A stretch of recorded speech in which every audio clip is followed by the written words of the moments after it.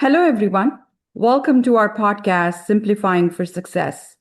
In each episode, we explore how leaders can bring discipline, clarity, and practical structure to complex areas of privacy and governance, AI governance. Simplification is always not easy, especially in today's fast moving regulatory and business environment. So, we invite experienced colleagues in privacy and AI governance to share how they approach these challenges in practice. Before we get started, I'm Priya Keshav, and I'm one of the founders and CEO of Meru Data. At Meru Data, we help organizations simplify operational and operationalize privacy and AI governance programs worldwide. Our work focuses on building privacy by design practices through technology implementation, process optimization, and practical governance.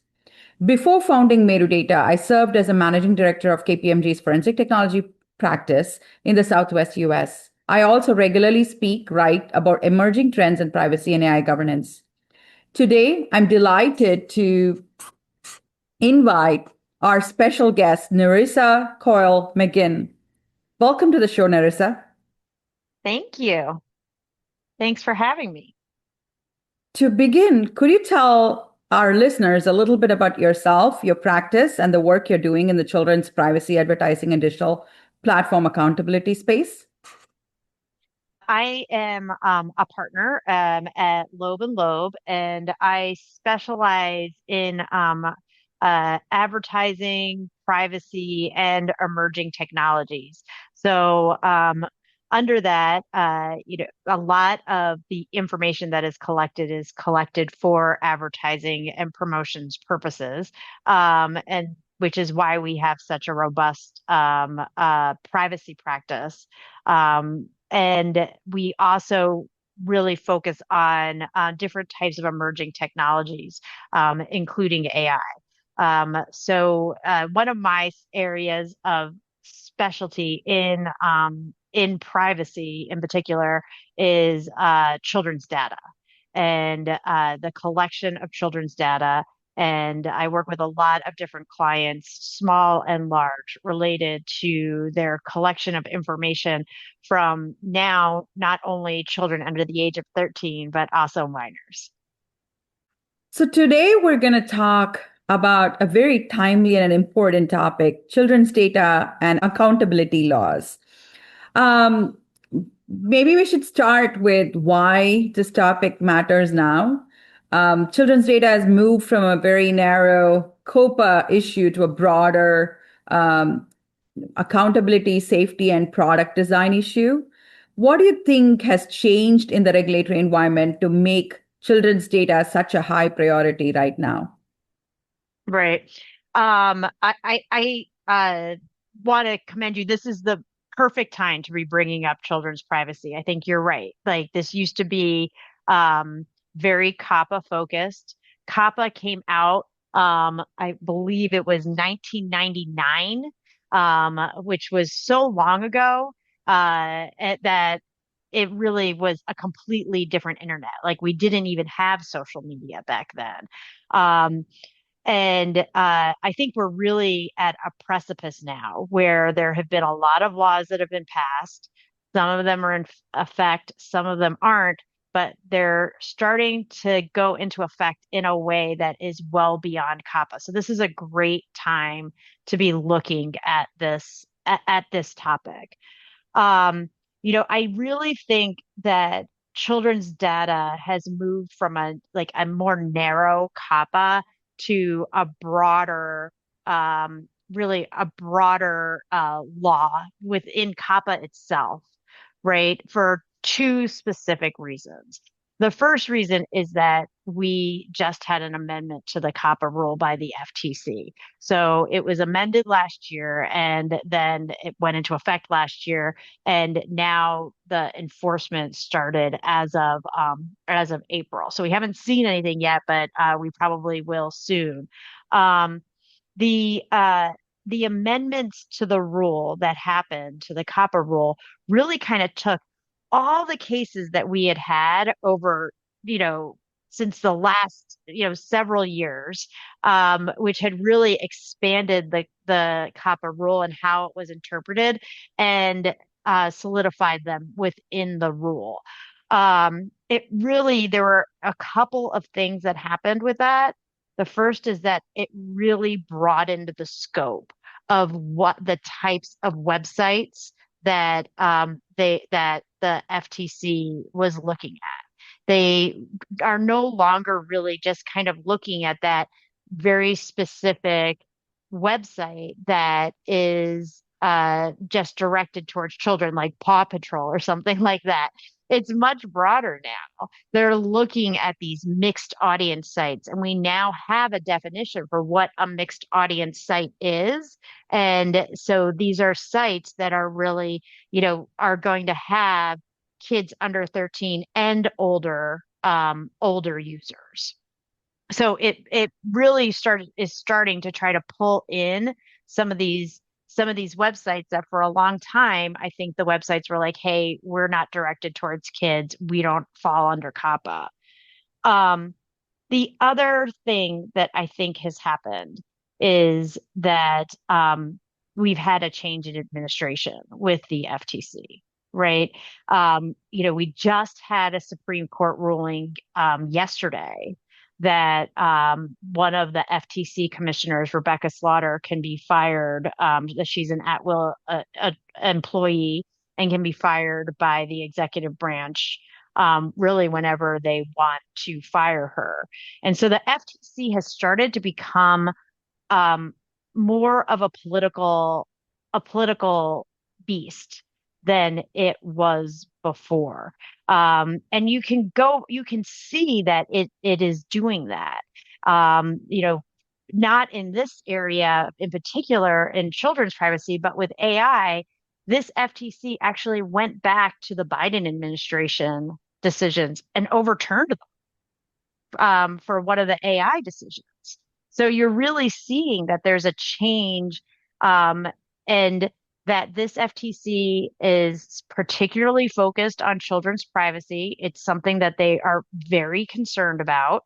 Um, and they really want to make sure that they are protecting children and that they're doing it in their own way. I think the greatest example of this is there was a workshop that was planned right after Trump took office. That got rescheduled twice, and really the entire focus of it changed. They took big tech out of it, and they brought in a lot more advocates about protecting children. Um, and they're definitely focusing more on things like making sure that there's age gates and age verification, and that websites can verify who their users are so that they're not, collecting information from children. So the states are also ramping up, right? Like we're seeing a growing wave of age verification, age assurance, age appropriate design law across states such as Utah, Texas, Louisiana, Virginia, Maryland, and Vermont.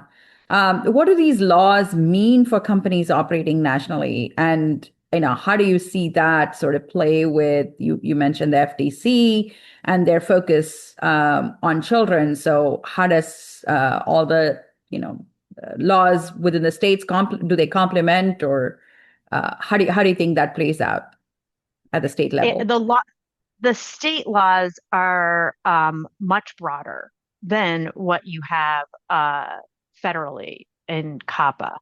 Um, and I kind of like to think of them in these laws in different buckets, right? And that one of the buckets is going to be these age assurance laws that you're talking about. Then you also have another bucket is these age appropriate design codes.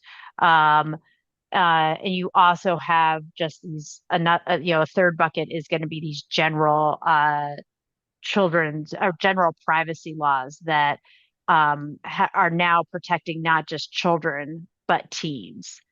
Um, you know, the laws are directed towards different types of companies, depending on which bucket you're talking about. Um, and so I really think how you try to comply and operate nationally depends on the type of website that you have. If you have, for instance, you have a website that is directed towards children. And when I say directed towards children, I'm talking, it's much broader than the directed towards children that we used to see under COPPA. They're going to be looking, you could have very few users and that are under the age of 13 and still be considered directed towards children. Um, some of the state laws are even saying as low as 2% of your users. So if you are a company that is directed towards children, you are going to have to comply with all these different age appropriate design codes that are out there. Um, and it's going to be much more burdensome for those companies because they're going to have to change the functionality of, for instance, their apps. They're going to have to make sure they have the default privacy settings. There are certain tools that some of these age appropriate design codes are requiring. So it's going to be very difficult for them. I also think the other bucket of companies uh, is going to be companies that have mixed and what they are calling kind of general audience sites, right? Because a lot of those general audience sites probably are going to have users that are under the age of 13. So or under the age of 18 at the very least. These sites might not have to comply with those age appropriate design codes, right? But everybody's going to have to comply with these age assurance laws that we're seeing and the App Store laws.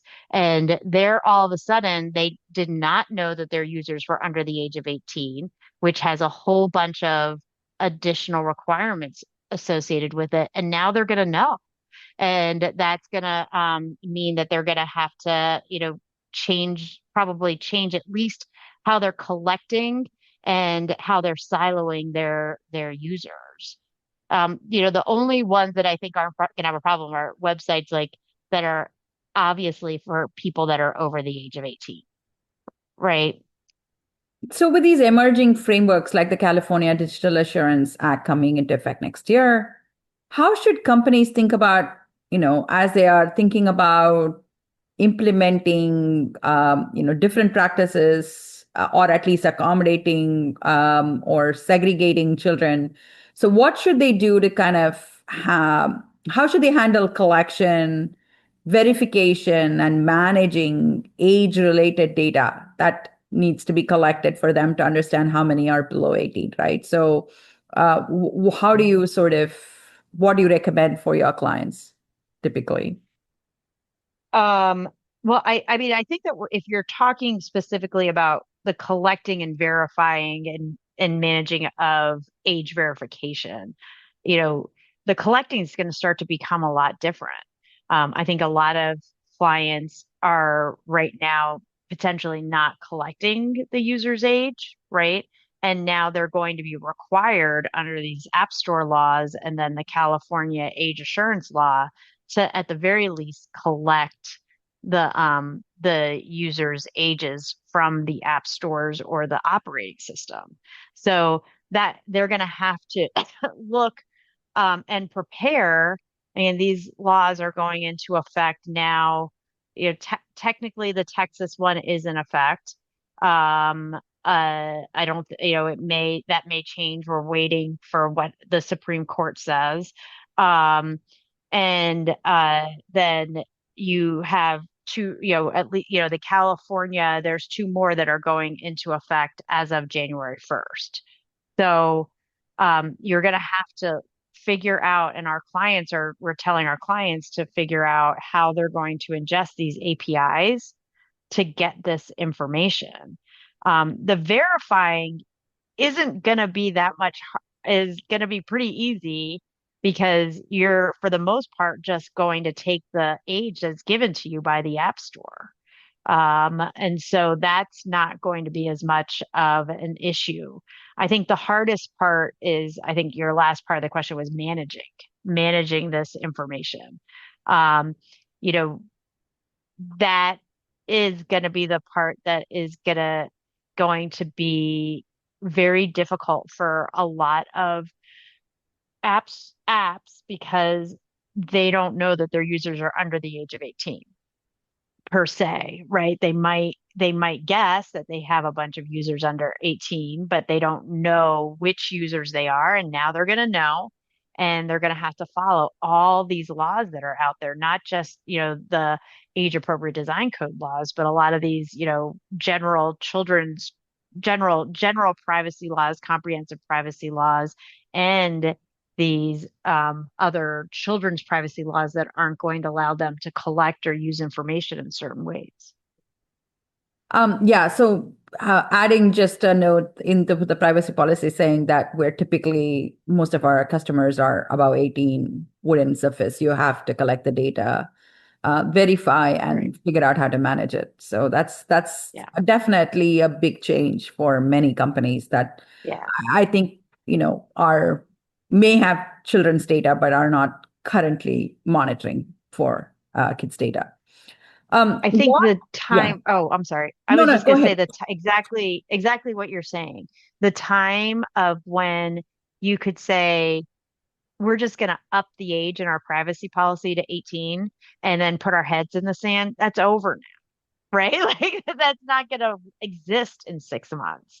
And people have to get ready for that because now they're going to know, and they'll have to silo the 18-year-olds separately or create a separate app for or experience for the people that are under 18 so that they can still use their app. But I think you're exactly right. So, once they know that they do have, customers who are below 18 who are using their products and services, what do you see are the trends that are emerging across these state laws, right? In terms of, are the states moving towards similar concepts of what they want the companies to do? Or are we seeing materially different approaches to children's handling children's data, teen data, parental consent, and online safety? Like, what do you see are the trends across states? I would say that it's materially different, but there are some themes that are out there, right? So like even the age of how old people are when they start to get these additional protections is changes from state to state. What information is protected can change from state to state and how you can use that information. Um, but I think we are seeing some general trends. Um, you have these comprehensive privacy laws that, and those are giving protections to teenagers and, up to really 18, depending on the state.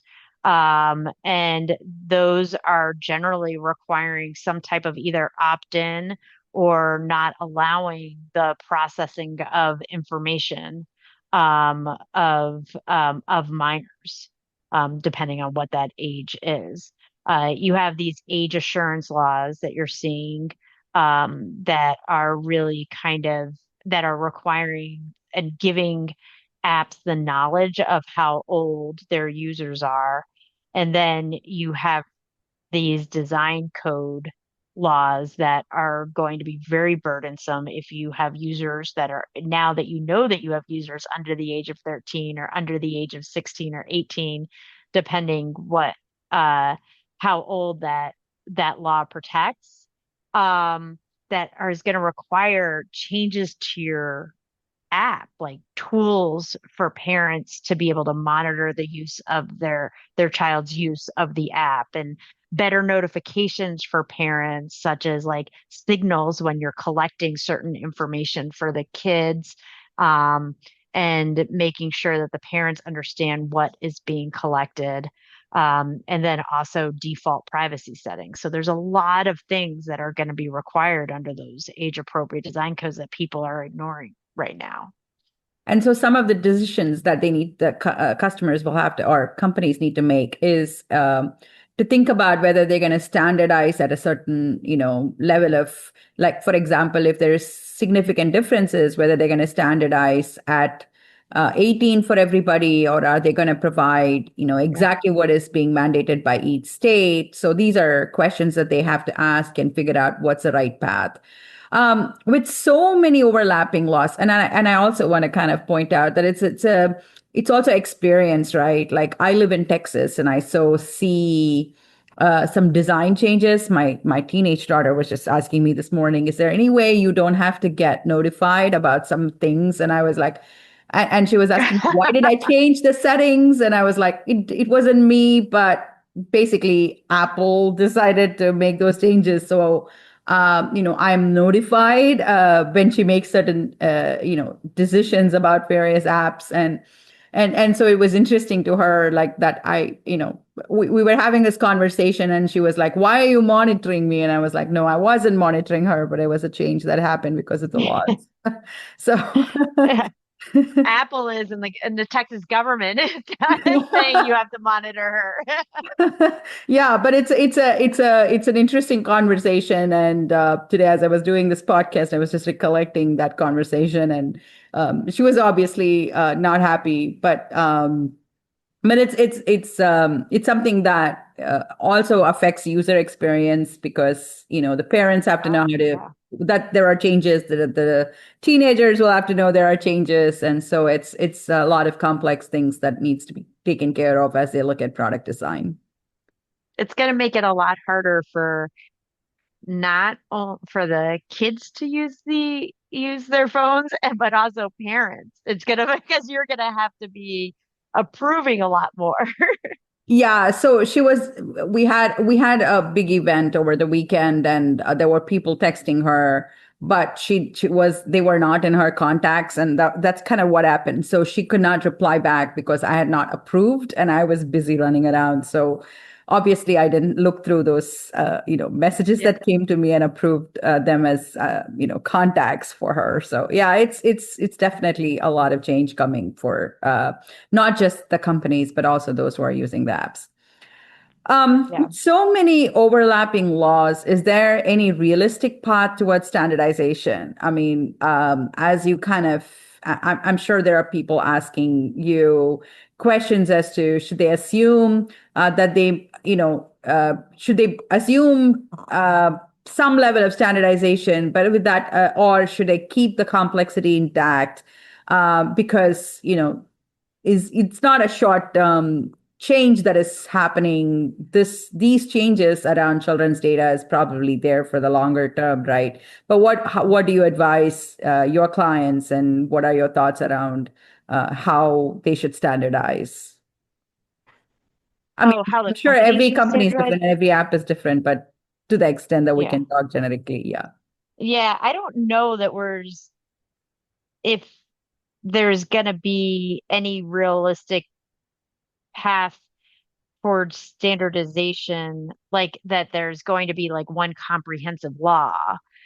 I know that what we have seen is that, the federal government has tried to pass a law a gazillion times, right? And they have a whole bunch of pretty much every one of the state laws that I've been talking about, the app store laws, the age appropriate design code, the upping of the COPPA protections.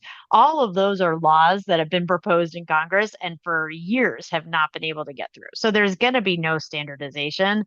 So really, I mean, without standardization, I think that you have to understand what all the laws are and kind of find the lowest common denominator for each of them and make sure that you're, applying if they're complying with them. So, what's the heart, what do you like? What type of default privacy settings are you going to have? You're going to have to do that everywhere. What types of tools do you have? You have to do that everywhere. I think the hardest part is possibly some of these app store laws. They're really kind of they're rolling those out everywhere, but each state has like, especially on how the apps get the information, the age verification information, how it's technically done and when they can do it is a little bit different. So that's gonna be a little bit harder. But you're just going to have to know all the laws, and you're going to have to find the lowest common denominator for each each different element of them. So let's talk a little bit about the App Store accountability laws, right? Yeah. These laws are shifting some responsibility to app stores and platform providers. What role are App Store policies beginning to play in enforcing age appropriate design and compliance standards? Um, I don't know if the policies are changing to make sure that the apps are complying per se. I mean, what the laws are saying is that the app stores have to have this functionality and they have to make it available. And so then it's going to be on the individual users, at least so far, to make sure that they can ingest those apps, right? Um, so I think that you are seeing changes with the App Store policies. Like you've seen changes with the age ratings for some of these app stores to comply with the different laws and to make it like have the same age rating as the laws have. There's going to be obviously some policy changes on how how someone signs up for um uh how someone signs up for an account like your Apple account, and then how they're pushing out the age. There's going to be policies associated with like every time you update your app, you're going to have to tell the App Store, and then they're going to have to get consent again. So there's going to be a lot of policies associated with how those things are going to work. Um, but I think that some of them will, I, I the the app stores obviously, I mean, this is a huge burden on them, and they've been preparing for it. But sometimes some of the information related to how some of these things are working is trickling out very slowly, from what I can tell. Yeah, and I And think we talked a little bit about this, but this is going to not just affect app stores, right? So with as they change their policies, the developers have to figure out how to appropriately change Mhm. according to the app store policies and change their behaviors in terms of the apps will have to receive this age, do the verification, and the parents and the minors have to sort of understand that there's going to be changes to the way they have been interacting with the apps. And all of that is going to become completely different as we sort of look at as the app store laws go into effect.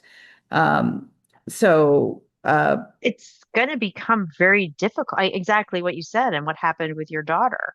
It's it's going to be, you know, kids are going to try to download an app. They're not going to be able to download the app right away. They're going to have to talk to their parents, and then there's going to have to be a notice, and the parents are going to have to approve it. Parents don't approve things right away. no, Um, yeah. and if there's a change to the app, they have to approve the change to the app. If there's a purchase within the app, they have to approve that. Um, the California law is a little different, right? And where there aren't all these required, um, you know, parental consents. It's more like, hey, we're telling you that this kid is 17, and now you have to comply with all the California laws that relate to a 17-year-old. And but you also have to realize that California is one of the only states that has gotten their age appropriate design code partially through, right? And there are a lot of requirements related to that age appropriate design code that are going to kick in because because of the fact that that person is that user is a minor. That's gonna cause a lot of issues, I think, for these app developers. Also, the California age assurance law is not just for app stores. It's for any type of operating system. So it's much broader. It's operating systems for computers, it's operating systems for watches, it's operating systems where they have to send out this age. So if there's an app that's on a watch that maybe isn't in the Apple App Store, that still is going to have to you're still going to have this functionality and the collection of the age and then passing it on to the app provider. And it's not just apps too, right? So what about like devices like Roku or Firebox, or like there are Yes. many other places where apps reside, and they will, I mean, even cars Right. have apps. And so this kind of extends to any kind of uh devices like that as well, right? Any device, right? As compared to the earlier laws, the App Store, which are called App Store laws, those are your mobile App Store. That is Apple and Google, right? So those are pretty, but the ones that we were looking at, these are operating systems. Like California is any operating system. So you're right. Like Amazon has an operating system that is within the Fire, and you can get apps within it. That now falls under that because it's not just a mobile device. It's also the device that you stick into your TV, right? So yes, the California law is much broader, and because it just says, okay, now you have the age. Now, app developer, you have the age, and you have to comply with whatever laws are out there, and it doesn't have all these consent requirements and sending in changes to your app, things like that. Um, I think that the concern is for developers and these operating systems is that it's going to be harder to strike down this law. It's going to be harder to get an injunction to stop it. So it's more likely that it's going to go into effect on January 1st. Are there any other specific operational challenges that you see for the developers as they kind of look at practical compliance beyond what we just talked about? I feel like there's some benefit to centralizing the age verification with these operating system providers and app store providers, because to some extent, that was, I mean, it's still a debate because now you're passing age Yeah. to everybody. I think both ways it's a problem. You know, you're disclosing too much information, but not disclosing information exposes children to a lot of risk as well. So there is no perfect answer. What do you think are some of the operational and legal challenges that developers may face by when they start implementing and receiving this information from the for various devices? So Yeah. I mean, I think that there's the obvious ones that once they receive the information, like for the for the App Store laws, not the California age assurance laws, there's going to be a lot of operational issues associated with that because it's not like, it's not only that you're ingesting that age and you have to get consent, but then there's going to have to be continuous consents associated with the purchases within the app and any type of changes to the app. So, it's not going to be like you're just going to change your privacy policy or terms of use. It's like we're going to change our privacy policy in terms of use. And if it's a material enough change, which, you know, the changes that are discussed within these laws are very small changes. Um, then they're going to have to get like this additional consent. They're going to have a way to like put the user into, I'd arguably they can't be using it until using the app until they get consent. So they're going to have to go into some type of like escrow or something until they get the consent. I don't know what's going to happen with these purchases until the kid can, like, if you're playing a video game and you want to purchase extra lives or something, uh, the kid doesn't want to have to wait there. And what are you going to do with the kid during that time period? There's a lot of operational issues. Um, I think that there are probably, and because of that, I think these laws are really hard to comply with. Um, I think that the California one has less operational issues. It's just so much broader that it's scary, that it's so much beyond the Apple and Google that it becomes scary. Let's talk about enforcement, right? FTC has been expanding its enforcement focus beyond traditional COPPA compliance. Yeah. How is that changing expectations around collection of children's and teens' data and broader accountability for the business as a whole? Yeah. The FTC, since they had that Fortnite decision, has really tried to expand to teens. And more recently, so that was an expansion of, hey, not going to protect under the age of 13, but you got to give some of those protections to teens, which was, I think, a wake up call for a lot of people. But I think that the biggest thing that we're seeing now is really that the FTC is saying, like, it's not just COPPA anymore. It's any type of like what we deem as an unfair competition type practice. So what they've said is we're going to use, their unfair competition, their Section 5 powers. We're going to use our Section 5 powers to see, do we think that is there any type of harm to kids? Can we address that harm? And what's the cause of that? What's the cause of that harm? Can we address the cause of that? And then, can we address that cause through our Section 5 power? So it's kind of like blown up from an agency that's just looking at your advertising and what you're telling the consumers to looking at your product, which is and how you're creating that product, which is a lot broader and a lot scarier for a lot of these companies. So we've also seen some cases and concerns from Texas, right? The Texas AG's lawsuit against Netflix, where they raised questions about the product design, where that Netflix is collecting behavioral data, and also children's profiles.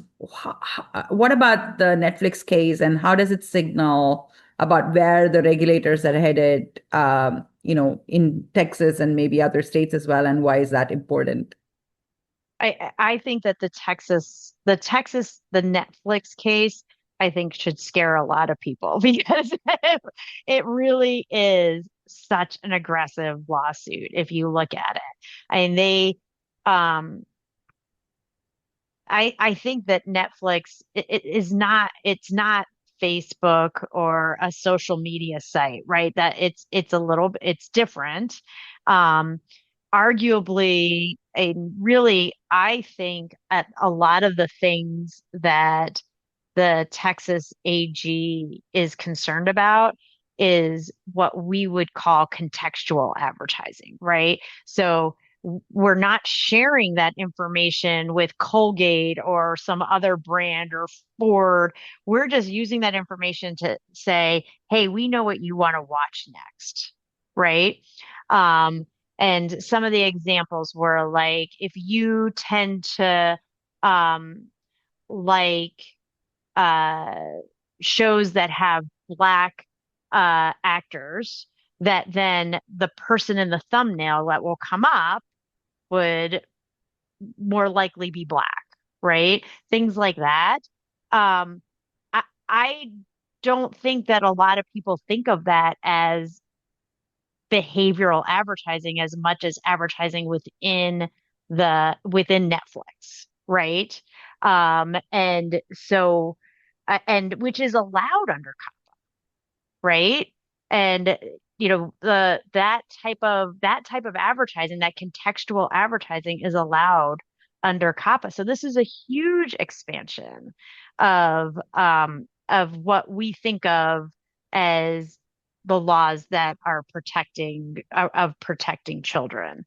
Um, and even I definitely some of the they tried to use some of their what they said that there were dark patterns that tried to show that Netflix was addicting children to the use of Netflix. So like one of those features was the autoplay. So like when I'm done with episode 3, episode 4 starts playing right after that. I love that. I don't know about you. I don't have to click three more buttons to start the next episode. Exactly. So it makes sense. Yes, I Yes. absolutely agree. Yes. I like being told like, hey, we just saw you watched uh, some show on Netflix and you might like these 5 shows because then I know what I might like to watch next, right? And I like not having to go and press those extra 3 buttons, but they're kind of saying that those are addictive qualities. Or, I guess arguably they'll say, hey, do you want to binge Bridgerton? Yeah, I want to binge Bridgerton. That's so bad. But the Texas AG is trying to address them. So I mean, they're really trying to take any type of they're also trying to use their unfair and deceptive practices powers against all of these any type of app or online service, which is a scary thing because these are big lawsuits. Um, and I think that a lot of people would have thought that what was going on really wasn't always all so bad. So let's talk a little bit about New Mexico versus Meta Matter. I think that also was there. It's a very important case, and there are some very important takeaways for companies designing products for minors. So, maybe you want to tell us a little bit more about it and why it's important. Yeah. So the New Mexico case is really, it's again, it was not brought under a children's privacy law. It was not brought, it was just brought under these unfair competition laws. And they are arguing that what Meta was doing is an unfair trade practice. And they got 375 million in damages in the phase 1 of the trial. Now we're going into the public nuisance part of the trial, which is phase 2, which could be even more damages. We're waiting for the decision in phase 2. Um, I think the biggest thing for probably your clients is it's really starting to look like Section 230 is not protecting the developers of, app developers anymore.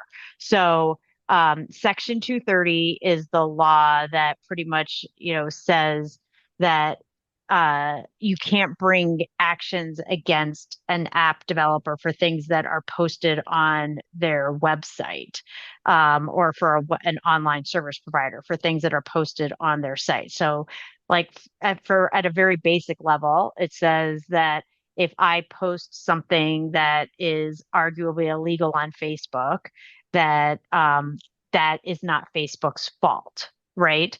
And Section 230 is arguably it's called the law that created the internet. It gave these app developers and websites and online services the ability to have like a safe harbor to be able to create their sites. And now it looks like a lot of the functionality that Facebook created is not covered by Section 230 more. That Facebook argued it was, and they're saying that um, at least the courts are saying that the things that were challenged are not protected by Section 230. So it could mean that there's a lot more lawsuits against any type of online service provider, really.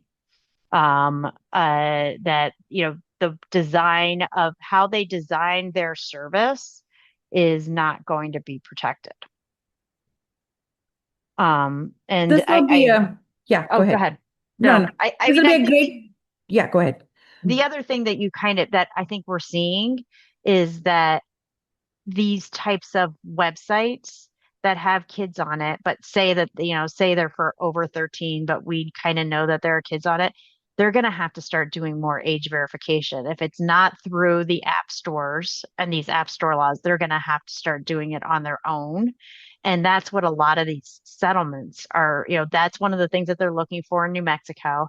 But there's been multiple settlements recently, one with Roblox, and then there was one recently with Roku that required more age verification. So I think that that's something that that that websites are and online services are going to have to look at. Yeah, I think that's something that is going to be uh, it's not just you have products that are shared. Like for example, uh, I could be a subscriber, but like when it comes to Netflix, when it comes to Roku, I may set up a profile, but I may not set up a profile. But what if kids watch it as well, right? So it's looking at product development. How companies should start thinking about age verification and design, and I think you bring up a great point as to it's important for them to think about how they're going to do the age verification. Um,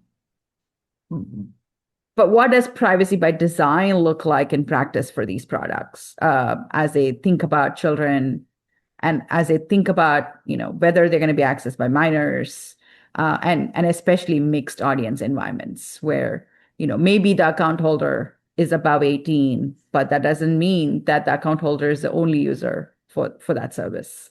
Yeah, I think that um, you are going to have to, first of all, I think privacy by design now is it's not, there's not going to be a distinction as much between children and minors, right? That the under 13, under 18 is going to start to disappear. And you're just going to treat everyone as under 18. I think a great example of that right now is Gemini, Google Gemini. If you look at Google Gemini, they to have a Gemini account, you have to be 18 for the general account. Like so, they're definitely, and I think that that's something that um that companies are going to have to look at. They're going to have to look at like what age do I really want my product to be addressed, like to be designed for, and if it's 18 and up, what am I going to do with those people, those users that are under 18? Right? Like, am I going to have a separate product or a separate way for these users to access my service? And so that's going to be, I think, a really big step that people are going to have to take because they're going to know now, and there's going to have to be these additional protections for the under 18. So how are we going to silo the under 18, and what are we going to do with, because they might not be able to do everything that they want to do under in my service, or I'm not going to be able to collect information the way I want to from those users, and how do we treat them differently? So, what should privacy, legal, and product teams be watching for more closely over the next 12 to 18 months? I think the first thing that I would look at if I was if I was privacy legal is, first of all, I think I would kind of like do an analysis of, to the extent that I know, who are my users? Like, what age groups are my users in? And you're going to have to decide, what are you going to do with your privacy policy, and what are you going to do with your age rating in the App Store? There was just a recent case that was filed by the Florida AG against TikTok, where they said that their App Store, the age rating in the App Store was one of the things that was that was like a deceptive practice.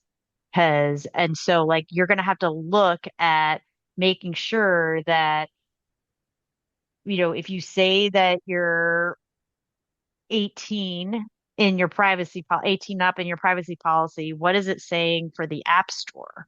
And does that match? Do you want it to match? Things like that, right?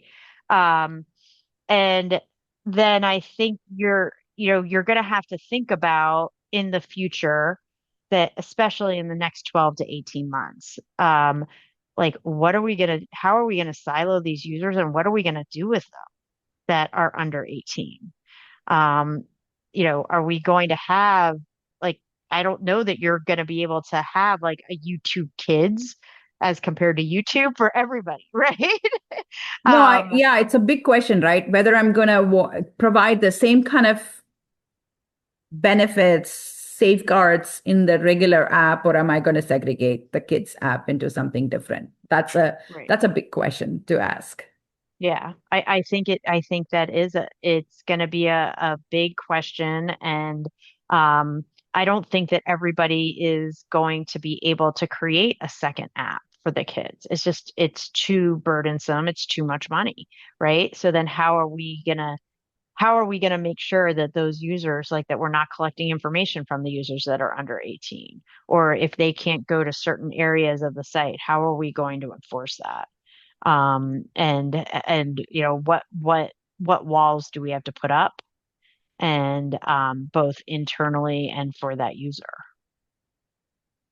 So, Nerissa, thank you so much for joining us today and for helping us unpack such complex and, you know, fast moving regulations in this area.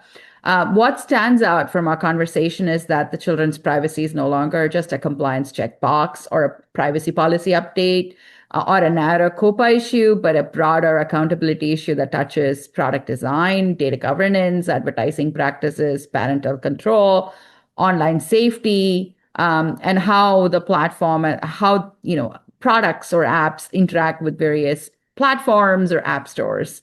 Um, for companies, the practical takeaway is clear, not to wait for a perfect regulatory consistency, which is probably not coming. There's not going to be a centralized one standard for everyone. Organizations and businesses should start considering where minors and teens will interact with their products. Age verification looks like should be a must, and and they have to understand what kind of data is collected, how consent will be applied, and how the product is going to change and interact with the minors and teens, especially with respect to parental controls and other design changes. Um, you know, uh, based on uh, based on how many teen and minors are using the app. Um, I feel the companies that are better positioned to treat children's privacy, ahead of what's coming and more as a cross-functional issue are probably in a better position to sort of be compliant.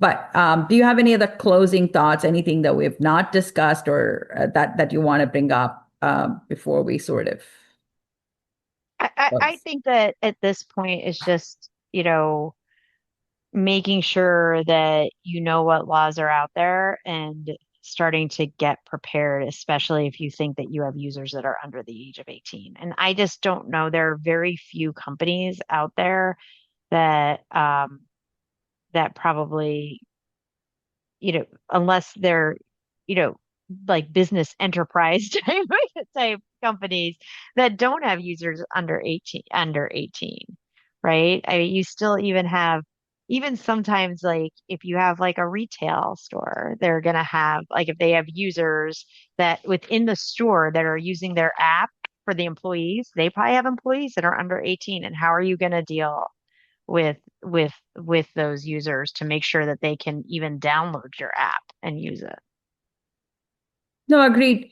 Yeah, I think especially yeah, very few. I think the mixed and shared audience, when you start considering those, the number of companies that have teen and minor users, a number of them exist. So far, most of them have just probably just updated their privacy policy to say we Yes. serve people above 18. And so they need to relook at how they're handling children's data. Yeah, I agree. I agree. Well, thank you so much. Yeah, to our listeners, thank you for joining us on Simplifying for Success.